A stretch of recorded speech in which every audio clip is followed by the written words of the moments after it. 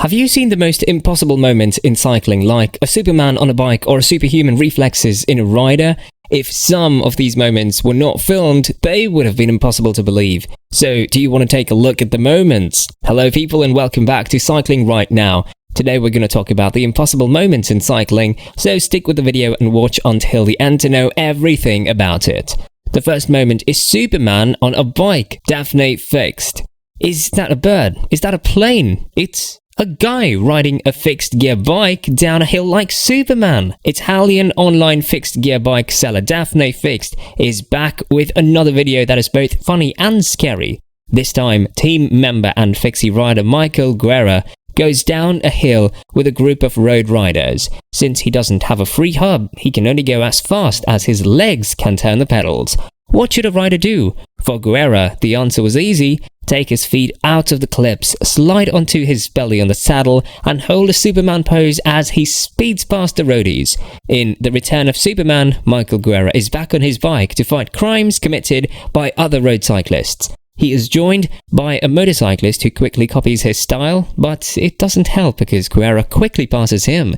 Even just having the core strength needed must have been hard, but adding speed and balance? The second moment is the super tuck position by Chris Froome. Chris Froome made the super tuck position famous on the Col de Peyresourde, but Bahrain's victorious rider Matej Mohoric has since perfected it. To make themselves more aerodynamic, the rider shifts down and sits on the top tube of the bike while tucking in their elbows and shoulders. Froome used this technique to win stage 8 of the 2016 Tour de France, but the video below of Mohoric at the 2018 GP Industria Artigianato will help you understand it better. But Froome, Mohoric and others were employing this fast descending position to get ahead of their pro teammates. At the same time, UCI was thinking about whether or not to ban it because it could make the peloton more dangerous. Now, after the UCI Management Committee talked about the position last year, the UCI has decided to ban it, calling it dangerous conduct. The UCI statement about the rule change said, the UCI Management Committee also decided to strengthen the rule about riders' actions that could be dangerous, such as throwing a bottle on the road or in the peloton, which could be dangerous for riders behind them, and taking up dangerous positions on the bike, especially sitting on the top tube. The third moment is The Power of Wind by Julian Alaphilippe. This was an incredible and terrifying moment, wind, which blown through riders as Julian Alaphilippe crashes at Strade Bianche. The early stages of the famous gravel classic Strade Bianche was shaken up by a huge group crash. Eurosport commentators Rob Hatch and Adam Bleth were shocked by how strong the wind was and how it affected the peloton. Julian Alaphilippe was one of the riders who was thrown off his bike when the accident happened. During Strade Bianche, when the wind was wreaking havoc, Julian Alaphilippe and a large group of riders were in a shocking crash. During a section of the open road that didn't seem dangerous, gusts of wind blew through, and all it took was one rider to fall for the whole group to crash. All of the riders were able to get back on their feet because it was a soft landing. The wind's effect on the group was so big that it shook the early stages of the famous gravel classic. Rob Hatch and Adam Bleth, who were commentating on Eurosport, were just as surprised as everyone else. The replays in the video below give a different view than the one above, which clearly shows how strong the wind was and how Alaphilippe flipped through the air after getting hit.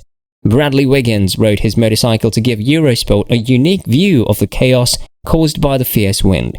In the video below, you can see what he had to say about it. Earlier in the day, Annemiek van Vleuten lost to Lotte Kopecky as he walks in a sprint for first place in the Strade Bianche Don.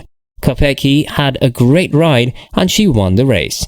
It all came down to a dramatic finish in front of a lot of excited fans, and after 136 kilometers of hard racing, Kopecky had just enough left in the tank to win.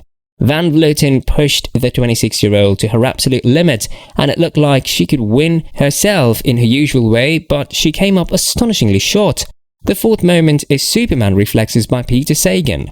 Julian Alaphilippe, France, came in second behind world champion Peter Sagan, Slovakia, in the first European Championships elite men's road race in Plumelec. He had a close call again, but he doesn't feel bad about it. The French team was strong throughout the 232-kilometer race, which was held on French roads. In the end, Alaphilippe took second place, Samuel Dumoulin came in fourth, and Tony Galopin came in seventh. In the final small group sprint on the Côte des Cadoudal, however, there wasn't much that could be done about how strong Sagan was. He pulled away in the last 100 meters to win, and Alaphilippe passed Spain's Dani Moreno to take second place.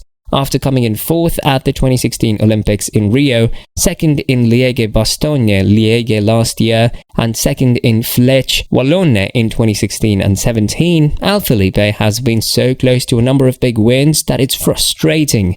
The Plumelec, which he lost to Sagan, just like on stage 2 of 2016's Tour de France in Cherbourg, where he finished second to the world champion. Alaphilippe said of Sagan, "That could get annoying, but he hasn't come in second to just anyone. But most of all, I can't be happy with that going forward. Sagan was definitely the strongest, but that doesn't make him a god." Bernard Bourreau, the coach of the French national team, thought that his team had been left to do most of the work at the front of the pack as they raced in front of their home fans in Brittany. The foreign teams left them to work even though everyone knew that Peter Sagan was the strongest. In the last 5 laps, we would have required more people to attack him. Instead, each team thought about what was best for itself. "It's too bad," said Bourreau, "but there's nothing we should feel bad about. This second place after a winner like Sagan is important." The fifth moment is the photo finish by Marcel Kittel. 6 millimeters. This was a gap that Quick-Step Floors' Marcel Kittel had over Dimension Data's Edvald Boasson-Hagen during stage 6 of the Tour de France, which went from Troyes to Nuit St. George's. After arriving at its conclusion, the sophisticated Tissot timing system determined that there was a difference of 0.0003 seconds between the two, which weighed in favor of the German. In the mixed zone, Kittel was overheard saying something along the lines of, "First, he heard that he had won, but then someone said it wasn't official and anything might happen. He was upset that I had already rejoiced a little bit because it was possible that he might wind up coming in second place. In any case, he did everything he could, so regardless of the result, he won't have any regrets about the effort he put in. He has never been happier. It's a significant accomplishment for both the team and myself individually. They all put in a lot of effort, but Julien Vermont in particular does a lot of work. He most likely rode ahead of the pack for close to 100 kilometers in order to maintain control of the breakaway."